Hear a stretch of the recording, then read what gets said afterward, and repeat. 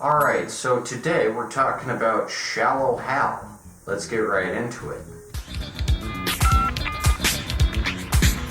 Hello? Popcorn delivery. Put a little weekend in your week. Rent a video. So, Shallow Hal is 2001, and I consider it a pretty gosh darn good Jack Black movie. Jack Black is one of those comedians who, in hindsight, really had an interesting career. Most people only know him for School of Rock, but that is nowhere near his best movie. I never hear this movie talked about much. I never hear Be Kind Rewind talked about any, which is just like, I don't know, I might put it in my best, top 10 movies of all time. It's a really good movie, and it's got Danny Glover, and just a heartfelt tribute to video rental stores. And I don't know, maybe I hope Be Kind Rewind is on a VHS or something. If it's not, it should be. It's a gosh darn good movie. But Shallow Hal is on VHS. And as you can see here, it has a little previewed $6.99 quality guaranteed sticker on it, so you know we're in for some primo stuff. And of course, this is a Farrelly Brothers comedy. I like the Farrelly Brothers. They are an acquired taste, but most of their stuff, for the most part, is really good. They do crass humor really well. I'd say out of all the directors out there, I don't like Wet Hot American Summer. I don't like American Pie. Every Pauly Shore movie makes me want to vomit, but gosh darn, the Farrelly Brothers know how to make a good vulgar comedy. This is probably their least vulgar comedy. There are very few shit jokes, fart jokes. So, if you look at Dumb and Dumber and you think it's a little too lowbrow, this might be the movie for you. There's no sperm jokes like There's Something About Mary. There's no shit jokes like Dumb and Dumber. It's just a very nice, wholesome romance. I guess maybe this didn't get as big as There's Something About Mary because the Farrelly Bros has already done a romance. And, this kind of felt like overkill, but the premise is just great. It's a really funny early 2000s rom-com, crazy situation that you could really only get with the Farrelly Bros and their wacky, situations where you got all oddballs pitted against oddballs, just going at it with each other. So, the guy from Seinfeld is in this, George, and he's really good in it. I like him in most of the things he's in. He was in Blankman with Damon Wayans. He's good in that. And in this one, he plays the guy with the tail. And I really like that concept. It's really interesting. It's an interesting ailment. It's like a genetic abnormality. It's a vestigial tail. All too often, movies focus on just very common conditions like autism, which like 1 in 100 people have that. It's a common thing. But, when a movie takes a condition like a tail, that's cool. I really like that. That's an interesting deal. And the tail looks pretty realistic. I do like that. And some people actually do have that condition, so it's nice that this movie gives some exposure to those with a weird tail on them. The hypnotist in this movie, Tony Robbins, is an actual hypnotist, and he actually plays himself. And not only does this make the movie more immersive and make it feel more real and grounded, but think about it, it's also a brilliant marketing strategy. Ever since I watched Shallow Hal, I'm thinking, Tony Robbins can frickin' mind control. He's freaking Chris Angel Mind Freak. No, he's better than Chris Angel Mind Freak. This movie amps his powers up to 11, so it's like, whoa, it is basically a big commercial for Tony Robbins' mind powers. You hypnotized him. No, I de-hypnotized him. He's been hypnotized his whole life. This, of course, has Gwyneth Paltrow before she's an Iron Man, before she becomes the big CEO of Goop Industries. And she's actually an okay actress, all things considered. She's pretty competent. If you keep it out of your mind that she's into Goop, and she's the founder of Goop, then you know you can accept it. You can you can make your way through it and be like, oh, it's just Gwyneth Paltrow, you know. Of course, the real talent here is Jack Black. He is funny in every scene he's in. He is just a laugh riot. I remember when Gulliver's Travels was in theaters, and I didn't go to see it. And in retrospect, I really wish I'd seen it, because apparently there's a scene in there where the Lilliput Castle catches on fire, and Jack Black has to urinate on it to put the fire out. And that was actually in the book, so I really like that they adapted the story faithfully. So I didn't get to see that in theaters, and I just brayed myself because it looked really funny. But this movie is, just a fun deal. And I don't believe I've mentioned this before, but I should mention it here. The Amy Schumer film, I Feel Pretty, which I did see in theaters. I don't know what I was thinking the night I saw it, but I was just like, oh, it's Amy Schumer. She's supposed to be funny, isn't she? And I had already seen her in the atrocious Goldie Hawn collab Snatched. But I was like, oh, it's Amy Schumer. And there's nothing better on or something. But I saw I Feel Pretty, and I should make an entire Amy Schumer video sometime about just what a train wreck her career is, fittingly. But in I Feel Pretty, she plays this fat woman who, much like Shallow Hal, goes through a weird, mind-altering experience, except in her case, she's not hypnotized, she hits her head, and then she goes around thinking she's pretty, and everyone is like, you're not pretty, you're fat. And they're like so shocked to see a confident fat woman. It's what's on the outside that the whole world judges. This movie would almost be empowering if it wasn't for the fact that Amy Schumer isn't fat. Like, don't get me wrong, she's not Twiggy, but she's not Melissa McCarthy levels. Like, she's an attractive and okay looking woman, and I think she relies on her weight too much. She's not fat, but this whole movie, everyone is treating her like she's some kind of land whale, and she's just not. She's not unattractive. So sizing is a little limited here in the store, but you could probably find your size online. Why do you think her comedy specials sell so good? She's mind-bogglingly hot. Yeah, the movie is really bad because it's just a rip-off of Shallow Hal, but without the heartfelt message about body positivity or accepting people for their inner beauty or anything like that. Amy Schumer, she takes the reins and she's the star, and there's no Hal, there's no. Shallow Hal is good because it's the journey from misogyny to feminism. It's one man's journey from being red-pilled to being whatever isn't red-pilled, or I don't know if that's for Republicans or for chauvinism. I don't know about all this modern lingo, but that's why Shallow Hal is interesting, because Hal goes through a character arc. I Feel Pretty is just Amy Schumer complimenting her body for 2 hours straight, and then, she's like, oh my god, I'm fat, but she's not fat. Now, I have a very interesting fan theory. Bear with me here. What if Shallow Hal and I Feel Pretty actually take place within the same universe? That's right. Now, Tony Robbins isn't in I Feel Pretty, but what if, to begin with, Amy Schumer is a fashion mogul?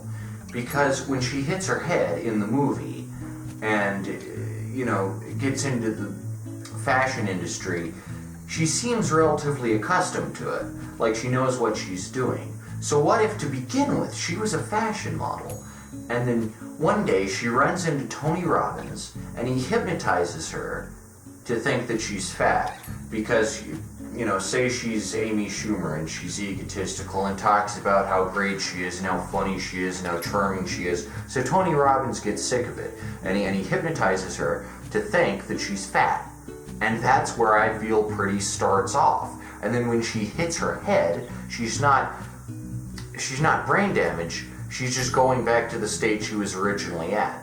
No, I de-hypnotized him. He's been hypnotized his whole life. I think that's an interesting fan theory. I haven't seen anyone else come up with that fan theory, but that's my personal fan theory. And it's really the only explanation as to why Amy Schumer thinks that she's fat. Because she's not fat. Like, she's not. I don't know who thinks she is, but she's not. She's like 170 pounds tops, She's not fat and she's not funny. Now, Jack Black here is really funny. And I think part of the humor derives from the fact that, he's a bit of a chunk, he's kind of fat. So that's kind of the humor of it, is that, admittedly in 2001 when this was made, he wasn't exactly, he wasn't that fat yet, but he was, he was pretty heavy. So, kind of the hypocrisy of him hating fat women, even though he's not the thinnest guy himself. The back cover here with, Gwyneth Paltrow being all slim, but that's just in his head, so she's weighing the bench down. That's just such a genius graphic, and Shallow Hal's like, gosh darn, what's going on here? She's defying the laws of physics. Just such a nice graphic, I really like it. But yeah, the back of this case claims that Gwyneth Paltrow's character is actually 300 pounds. That's quite a bit more than Amy Schumer. And Gwyneth Paltrow's body double in this is actually pretty sizable. And they have a lot of fun visual gags and a lot of fun, word play. And it's really interesting to watch as Shallow Hal, it's just this nice guy to this overweight woman and just treats her like, she's the goddess of the earth. It's great. And it's so wholesome, It's a fun comedy. It's very progressive for the Farrelly brothers. I like that. A lot of their comedies, lack politics, so it's nice to see them tackle that gender identity, gender fluidity, like that. But yeah, this is just, I don't know, it's only rated PG-13, apparently. And the tagline is, true love is worth the wait. Wait, like wait, but also like wait. That's a pretty clever tagline.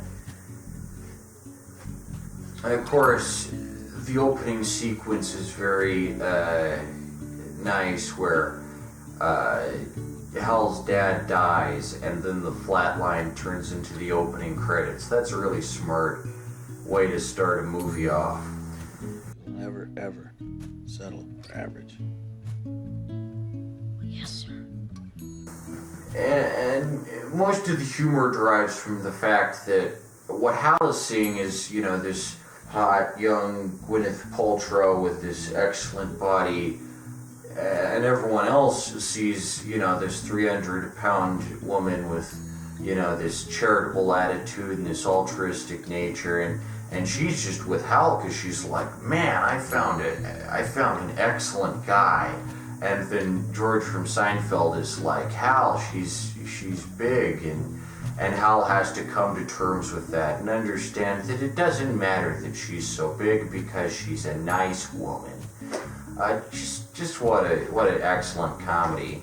And it works, unlike I Feel Pretty, where the only joke is that Amy Schumer is mildly kind of on the plus side if you look at her from a certain angle, and guys are like, how does a fat woman have so much confidence? Oh my gosh. But yeah, I Feel Pretty is just a ripoff of this, and it's sad to see such an underrated and and well-executed comedy get ripped off, and few people actually noticed it. Few people actually talked about it. Few people spoke up about, Amy Schumer steals a lot of jokes. There's compilations of her stealing jokes, but that's the first time, to my knowledge, she stole an entire movie premise. That takes a lot of guts, and it didn't work, obviously, as one would expect. Just a very fun movie. I definitely recommend this to any Farrelly Bros fans out there. You might not be aware of it. You've probably seen me, myself, and Irene. You've probably seen Dumb and Dumber. If you haven't seen this, you're missing out. It's one of the Farrelly Bros' all-time greatest hits. It is a very nice and refreshing break from their usual raunchy, crazy, vulgar, oh man, I'm shitting type of comedy. It's just very, very toned down for once, and that's nice to see. But, that's not to say I don't like the Farrelly Brothers' other stuff. Like, they're probably the only filmmakers alive that could make me laugh at something as juvenile as potty humor. They just know how to execute solid comedy. Like, they know how to make the delivery right. They know how to, get all the, they know how to edit each joke so that it flows smoothly and everything just filters from one to the next. But Shallow Hal is a bona fide, it's a fun, I'd go so far as to say it's one of my favorite rom-coms. I'm not much into rom-coms, but there's just some really great jokes in here. This is more calm than it is rom. This isn't Love Actually. This is a real movie with a lot of fun sequences that deserve to be watched. So, Tony Robbins, I can't attest to how good his hypnotism is, but if his hypnotism is anything like it is in this movie, holy shit, he's the most accomplished hypnotist / motivational speaker of all time. No, I de-hypnotized him. He's been hypnotized his whole life. But yeah, it is good. Gwyneth Paltrow is okay in it. They really work in the body double well, and the voice work is good, and they really do look kind of similar. So props to the Farrelly Bros for finding someone who looked exactly like Gwyneth Paltrow but 200 pounds more. Just the message is so nice. It's a fun movie, and it's kind of like, What Women Want, or which we'll be covering on later in the series, or what's another, Big.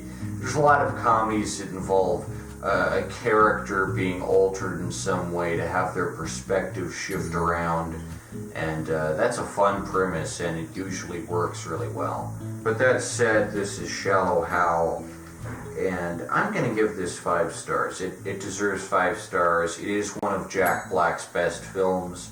If you haven't seen Jack Black in much, this is a good entry point to the kind of stuff you can expect from Jack Black. He's a funny guy, and his talents definitely shine in this one. 5 stars. This is a better romantic comedy than Her. If you've seen Her with Joaquin Phoenix and you're all over it, oh my gosh, he's in love with a robot. Pop this in. There's a lot funnier movie, a lot better movie. I'd only give Her like 4 stars, but this is a 5-star rom-com right here. This is a solid film. I really like it. It's nice to see a movie about, overcoming one's misogyny. And in today's climate where you got all this, chauvinism and red pills and incels, so many incels, it's very nice to see a movie from 2001 that encourages men to respect women. That's very nice. It's a fun movie, and George from Seinfeld is good on here too. If you like Seinfeld, you'll probably like his performance in this. That said, this has been a review of Shallow Hal. Definitely worth picking up a VHS copy. I can imagine this sold pretty good in the blockbusters back in the day. According to the tag on the back here, it was in a Blockbuster at one point, and it was imported in 2003, so 2 years after, it was still going strong, very popular. But today it seems like not too many people remember this as much as the other Farrelly Bros comedies, which is a real shame. This is a darn solid movie right here. And Jack Black, what a funny guy. So that said, that's Shallow Hal on VHS. Quite the movie, quite the experience, and some good stuff. If you'd like to support these reviews, then write to Nicholas Cato, 1424 Columbine Street, number 1, Denver, Colorado, 80206, and I will see you in the next one.